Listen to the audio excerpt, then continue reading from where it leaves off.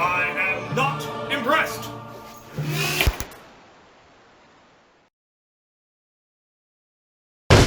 Welcome back, finally, to Slightly Unfair Reviews, the show where I compare a variety of similar blasters and measure them against each other, and then against one of my modded blasters for the slightly unfair portion. I am Captain Xavier, and in this episode we are going to be looking at rival pistols. From the Nerf rival line, we of course have the Kronos. From the Adventure Force Ballistic Ops line, we have the Sentry. From the X-Shot Chaos line, we have the Meteor. And then finally, for the modified one, we have my personal modified Kronos with mostly RE Armory hardware on it, but it also does have internal upgrades and a worker pull and yeah, that's the unfair one. So what we're going to be comparing here are going to be a variety of metrics. Some of them are actually measurable. Some of them are simply going to be my opinion and my observation.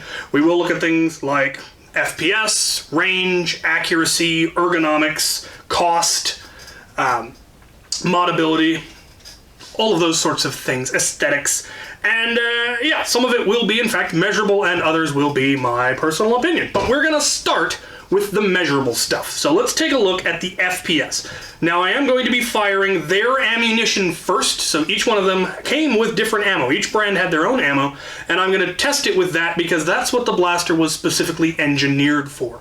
I will then also test all of them with the XC source ammo that I reviewed in my Rival Ammo's Science episode, because I do feel that cross-compatibility is important. So I want to use a generic ammo and see how much of a difference there is, because if there is a huge deviation from using the ammo it was designed for to the cheap ammo that people might be getting on Amazon, that is an important factor in my opinion. So let's head to the chronograph and fling some foam. Right, starting with the Rival Blaster firing its stock ammo, we'll see what we get. 101, 98, 97, 96, how very dare you? It was a deliberate attempt on my life. 98 again. Alright, let's try that XC source ammo. 85, 88, 91, 93, 90. So it definitely seems to like stock Rival ammo better. Fascinating. Let's try the next blaster. Right, now for the Adventure Force blaster, firing Adventure Force ammo. Train. Here we go. 111. 109. 109. 109. 105. That feel high to anybody else? That's brand new, out of the box, ain't never been sniffed. I am impressed. Let's see how it handles that XC source ammo. 102. 104. 101. Stop it! 106. How very dare you? Error. I am baffled and impressed. Alright, next. Alright, now for the Meteor from X-Shot. Let's see what we get. 91. 75. 102. 100. 100. So we had one outlier. Don't know what's up with that. It's weird. Alright, let's try it with the XC source ammo. 91. 64. 80. 93. 68. That's just all over the place. That's just weird. Alright, now my modified Kronos. 144. 149. 147. 148. 145. And with XC source ammo, speed loaders, man, they love it. 149, 149, 146, 149, 145. That will do. Alright, let's take these outside and see if I can hit anything with them. Right, we are here at a range of 30 feet, shooting at the dark net, so I don't have to go searching through the woods. And we're gonna try to hit it first with the Chronos with the rival ammo. Let's see what we get.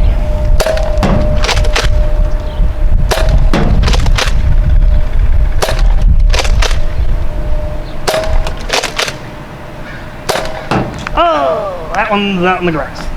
All right, not too bad. A little off. There was a bit of a breeze. Let's try it with the XC source ammo, see what happens. Right, XC source ammo.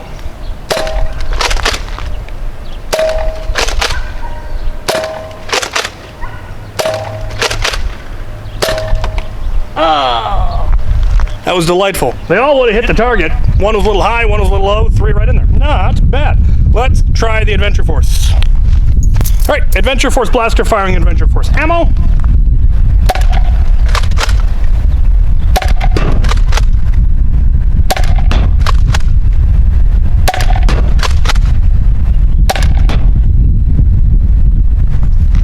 Ain't getting none. Let's try the XC source ammo. Let's try again.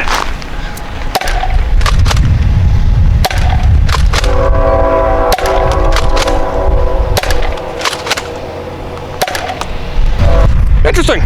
3 went in. All of them hit. Not too bad. Train. Let's try the X-Shot. Meteor, X-Shot ammo. See what we get.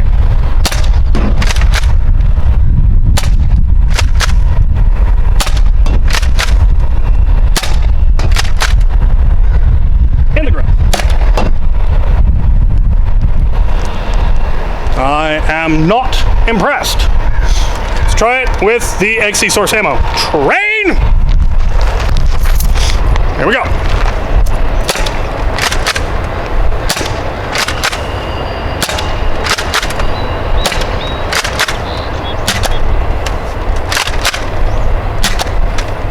Am I out?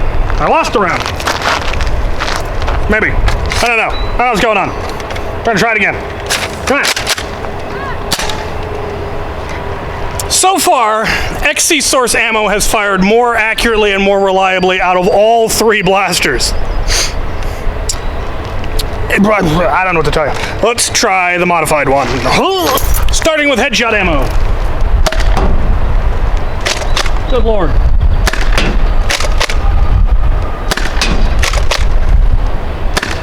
There it is. Nice. Oh, it's got zip. Let's try some XC source ammo. XC source.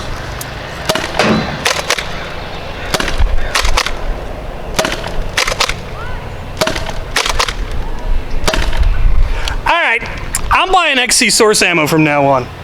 That's 4 out of 5. The 5th one hit the rim. It has been the most accurate on all 4 blasters. And that may be a wild coincidence. But I like it. It's got an X in the name. Alright, I should do range. But I'm not sure I have a field large enough. One moment.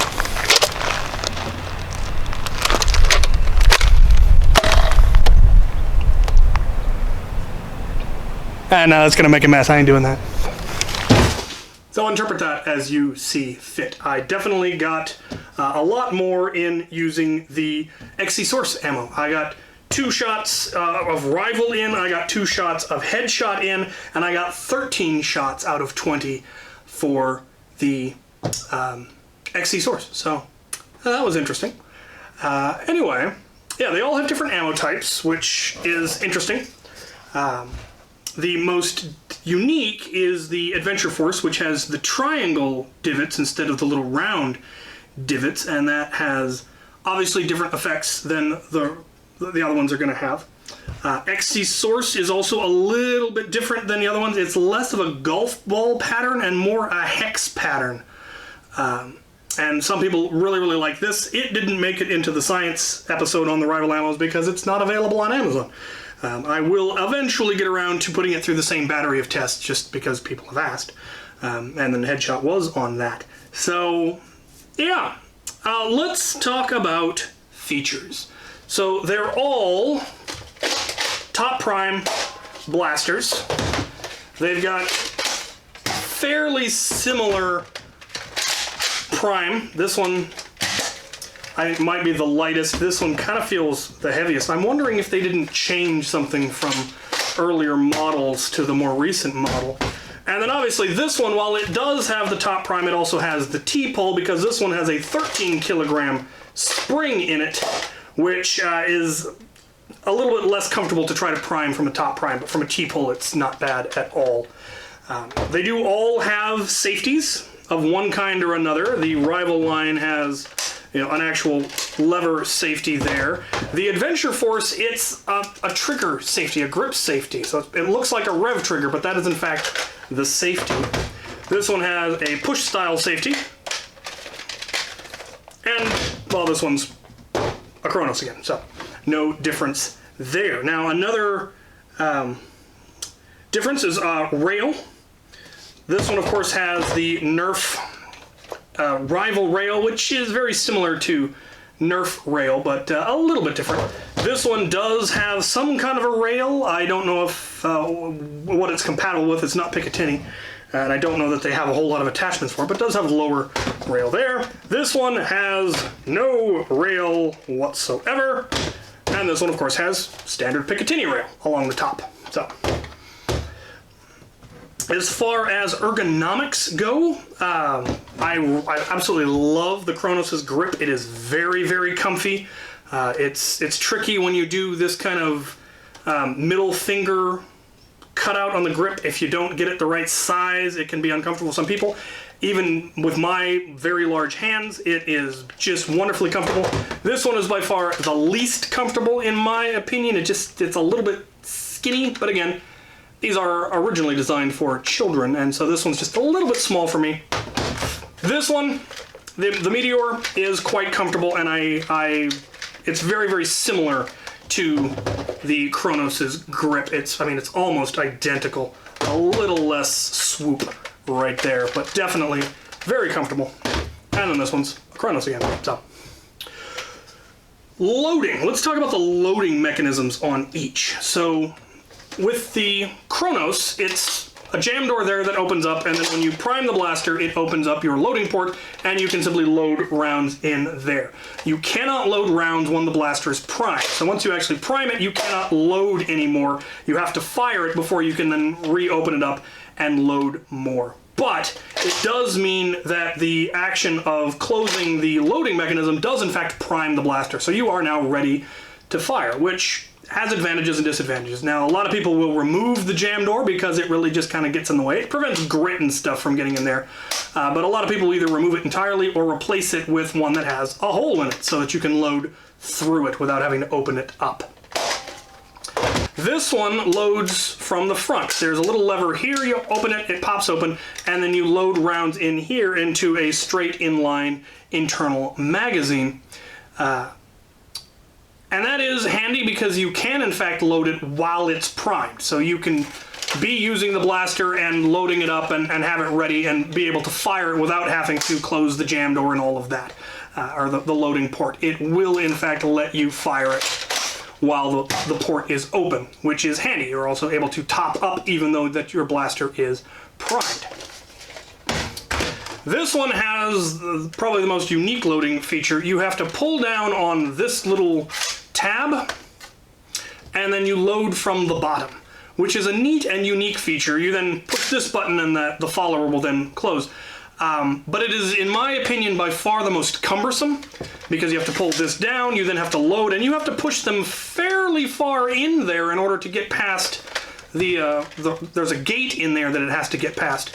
And if you don't get it all the way past that gate and you hit the follower return, it will in fact mag dump, and they will just, all around will just fall out the bottom. You can, however, still prime and load while the blaster is, you can load while the blaster is primed, so you can still pull this down and be able to top up and all of that. So that is a nice feature. The downside is if you forget to have the slide or the follower return, it won't feed. There's decidedly more steps in reloading this, which in the heat of battle I consider to be a detriment because of how much more complicated it is. Now, it does appear that there was supposed to be either an extended magazine or a speed loader of some kind. There's some kind of a release here with a catch, and I have no idea what that was for, if it was ever revealed what it was for, if it was one of those things that they prototyped and abandoned. You can, in fact, use the 3D printed speed loaders to partially load it, though you'd need to modify it a little bit to get it to push all the way past that follower gate. But that is the loading mechanism on that. And then this one is, of course, well, it's a Chronos, but it does have additional features. I do have the jam door that has the hole in the top so you can load without having to open it. That is also a port for using speed loaders, which gives this one a huge advantage of being able to just and load 5 rounds in at a time and then close it and you're good to go. So that has that very distinct advantage. Capacity, the Chronos will hold 5 rounds. There is a fairly simple mod to make it hold 6 that can be done either just using a Dremel or with replacement 3D printed parts. This one, I believe, will hold 6 plus 1 in the chamber for a total of 7, and possibly 9 depending on how you choose to count, because you can put 6 in the magazine and 1 in the chamber, but then you can also leave 2 right there in that little loading port, and you can close it.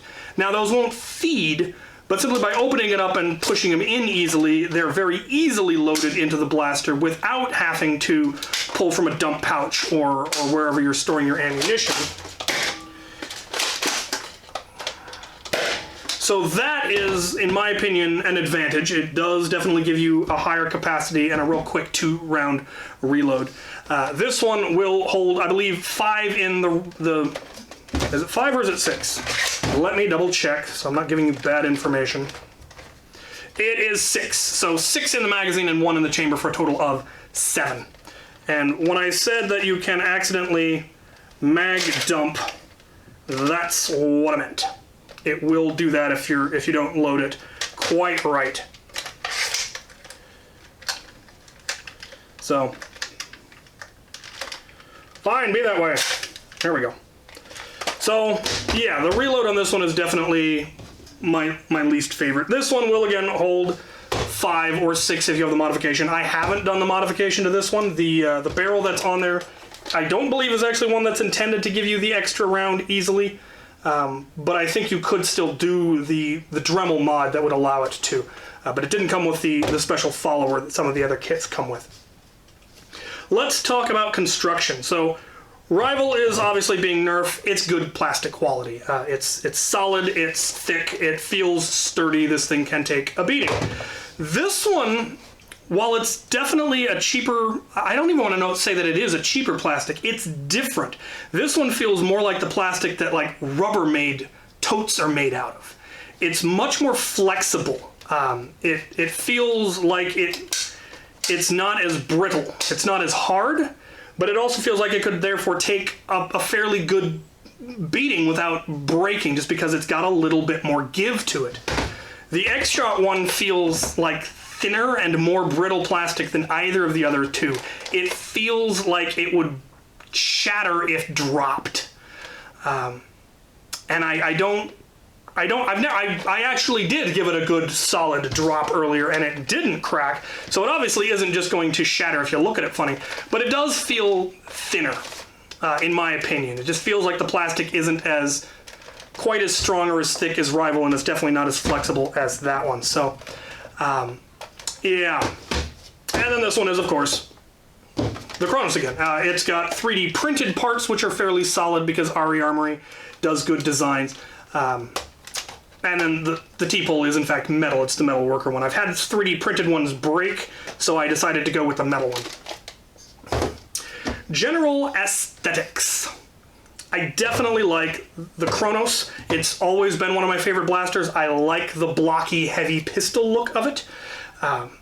The grip is very comfortable, even though it does have a sling mount. It doesn't feel like it's going to fall out of your hand just because of how well molded it is to your hand. I do have ones that have a cap on here, and I do prefer that. And this design does lend itself nicely to that. But the overall design, the fact that it's got rail, I'm very much a fan of it. The safety is not ambidextrous. I'm not a huge fan of that, but you can get it with your left hand, but yeah. Other features, it does have a D-prime. It's got a lever here that allows you to unprime the blaster in case of a jam, because it does have a slide lock. It does have a jam door that allows you to then clear your jams, and all of those are very nice features. This one, ergonomically, I'm not as big a fan of it. There's just something not quite as svelte or aesthetically pleasing, in my opinion, to this particular one. It also does not have any kind of a jam door. If something gets jammed in there, there is no good way to get to it, and that is definitely a detriment. It does also have a slide lock release that lets you open the slide at least, which will hopefully cause whatever's jamming to fall loose, but it might not. So that is definitely something that's a downside. I'm not a huge fan of that rev trigger safety. That's something that's easy to disable if you open it up. But that was a weird choice in my opinion, going with that. And I assume it's just that all these toys that fire above a certain velocity are required to have a safety, and that apparently was good enough. I don't make the rules. Already mentioned, I didn't find the grip to be nearly as comfortable, but it's, again, not terrible. It does have a sling loop that doesn't really detract, in my opinion. Another thing that is odd about this one is that it fires from a lower barrel, because the magazine is above it instead of below it. And that can make your aiming a little bit off, because you're going to be lower than you probably expect yourself to be because the barrel's a little bit lower. Not a lot, but that's a thing. Aesthetically, I absolutely love the Meteor. I love the magazine design here. I think is really, really good. I think they could have gone with a better loading mechanism. I would have gone with, you know, a feed from up here that fed into a solid magazine rather than the bottom load. I think that would have been less cumbersome, and I think it would have been just aesthetically, or it would have been more reliable. They could have also fed from the top down into a magazine that went down that way, similar to this. If instead of having the magazine that curls in the front, it just fed down the magazine that way, I think that would have made this one more reliable. But it has that same very blocky look to it, angular look that the Chronos has that I really like, and even more so. This is definitely, aesthetically speaking, my favorite of the three. It also has a slide release. It's on this side that allows you to then deprime in the event of a jam. It also does have a jam door. The problem with this one is where it's located. If you forget to close that, rounds will simply fall out of it when you go to prime. Especially if you're holding it at an angle and you prime, the rounds will just fall out. So you have to make sure that you keep that closed. And it does lock closed, but they could have, I don't know, spring-loaded it maybe so that it automatically flipped up. But it does at least have a jam door so that you can clear jams. So that is definitely nice. A quick addendum about that jam door that I forgot. While, yes, if you have it open, you run the risk of the round simply falling out while you're priming if you're feeding from the magazine, you can actually use it the other way, and that you can use it as a loading door. So you have the door open. When you prime it back, you can simply put a round in there and then chamber it. And essentially use this much like you would use a knockout, like a breech loading pistol, until you have time to actually go through the whole process of loading from underneath. So that is, in fact, a nice dual purpose use of that loading door. So there's that. This one, of course, has the upgrades, the rail, the T-pole. Again, I like knuckle duster grips, which is one of the things I liked about this one. And so having the RE Armory one is very, very nice. I like how that looks. This used to have a couple of other features. It had different rail on the top. It had a different T-pole. It had a slide, a spring-loaded slide return that was neat, unless you were using the auto or the speed loaders. It made it a little bit cumbersome to reload when the slide returned. Having the slide lock back so that you can load is obviously why they did that rather than having it close itself. So yeah, obviously this is my favorite as far as the ones on the table. Of the stock ones, I really do like the look of the Meteor. So let's talk about cost. The Chronos retailed at $15.99. I don't know, I think they're still available, but once they phase them out, they're gonna start going up in price. The Century is, I believe, $9.95. So definitely the cheapest of the options, and based on performance, that's actually a good deal. The X-Shot Meteor, I believe, was $12.99? Question mark. And then this one being modified, I haven't the foggiest idea what this one would actually cost to build. The RE Armory parts were sent to me by RE Armory, and I don't know what their retail value is, but it's probably more than all the rest put together. So, yeah, modified blasters are always going to be considerably more expensive. The last thing I'm going to talk about is reliability.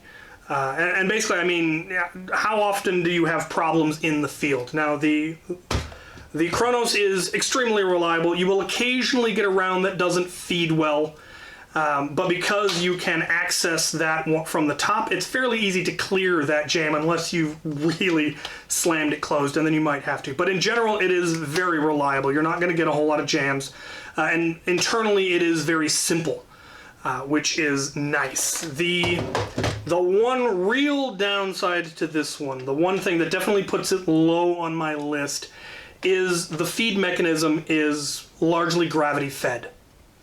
So if you prime the blaster while it's pointed up, it won't chamber around. You either have to have it fairly level or pointed down for it to chamber around.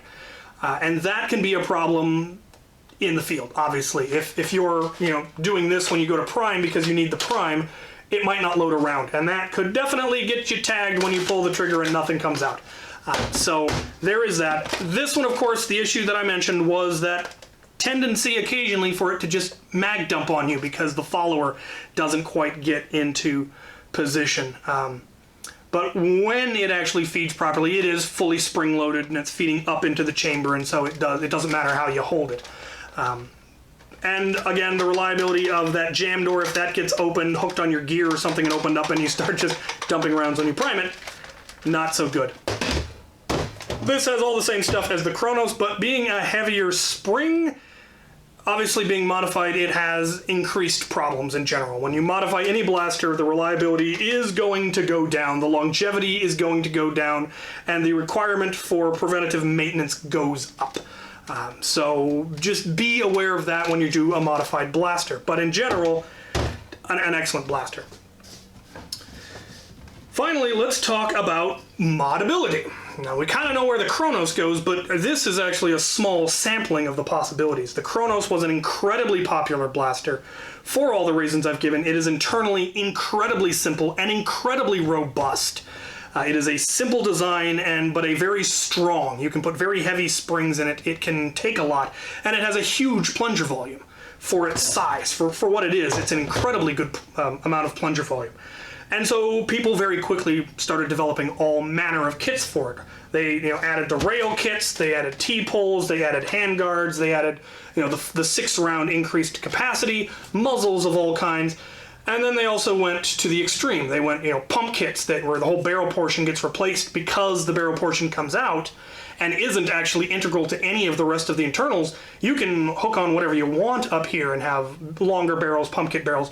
I was able to build a pump kit using a 12-round rival magazine and parts from a hardware store when I made my Kronos shotguns early on, and there are now much, much nicer ones.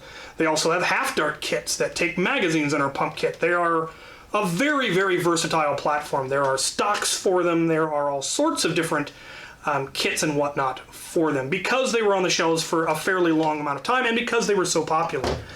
There doesn't exist that really for the other two. They don't mod as well internally. This one took a K26, I believe, but it didn't actually improve it that much, which was surprising, and that may just be limitations of the internals. The seals might not be as good, the plunger volume might not be as good, and so adding a heavy spring may give you diminishing returns.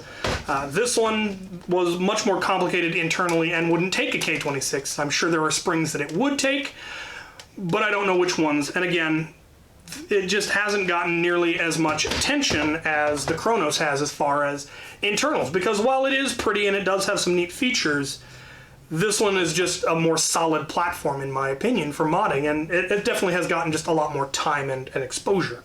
So, and then, yeah, this one obviously is modded.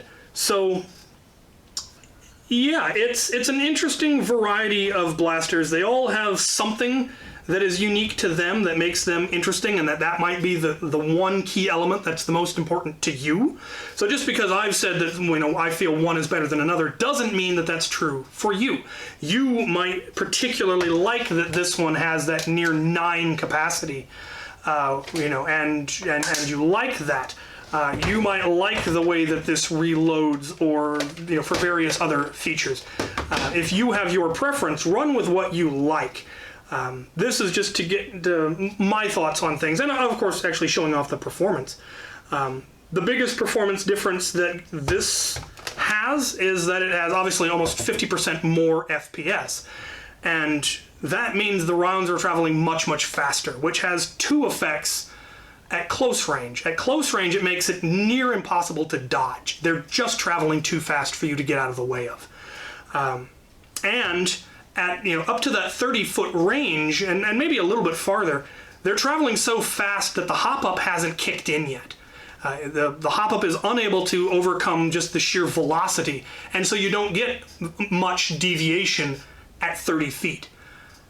At 45 feet, it starts to drift considerably bad. And that's just the nature of rival ammo, that after a certain FPS, it simply becomes incredibly inaccurate if there is hop-up. And if you eliminate the hop-up, then you lose range. So you end up having to really kind of balance how much FPS do you want, what range are you going to be engaging at. I know people who run, one of the members of the crew ran dual Chronos as their primary. And they kept them stock because at stock, they could reach out a little bit farther and still be able to reasonably hit a target. If you increase that FPS past about 125, the accuracy at range starts to really get off because of hop-up. So a little barrel tilt one way or the other is going to cause the round to veer off wildly. But at close range, they're just undodgeable. I've demonstrated that in a number of engagements where I had a really high-powered rival blaster that I could hit nothing at 45 feet, but I could not miss at 25 feet. So how you mod your rival blasters, keep that in mind. What are you going for? Are you wanting longer range? Are you wanting closer quarters kind of stuff? That will determine, you know, how far you want to mod your blaster. But that's pretty much, I think, all I have to say. I have said a lot. Let me know what you guys think. You might have information that I've overlooked, or you might have ideas that I have failed to even touch upon. This one, like I said, I bought this one new because I had K26, the one that I had before. And this definitely seems to be far outperforming the original one I had. And I don't know if I just had a lemon before, or if they've upped their game. It wouldn't surprise me if Adventure Force has upped their game. They said, we're going to put heavier springs in them now.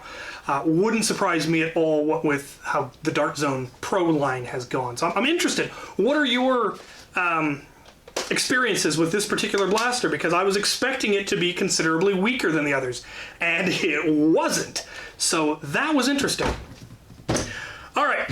Let me know what you think of this. If you think I'm an absolute fool and I got it all wrong, go ahead and let me know. If you agree with my points, if you have additional points, go ahead and put them down in the comments. Let me know what other blasters you would like to see in this lineup, done in this format. I was going to do the rival shotguns, so I had the Takedown, the Adventure Force one, and was it the Orbit, I think? That will probably be the next one, and then it'll be compared to my Chronos shotgun mod, will be what I compare it to. So let me know what other ones you would like to see, because these are fun videos for me to do, and they seem to be popular. So let me know. They need to be blasters that are currently available. I need to be able to get my hands on them. They don't necessarily need to be in the stores anymore. If they were, say, last year, maybe the year before. But I do need to be able to get my hands on them. I'm not going to compare blasters that cannot be bought easily, because that doesn't do anybody any good.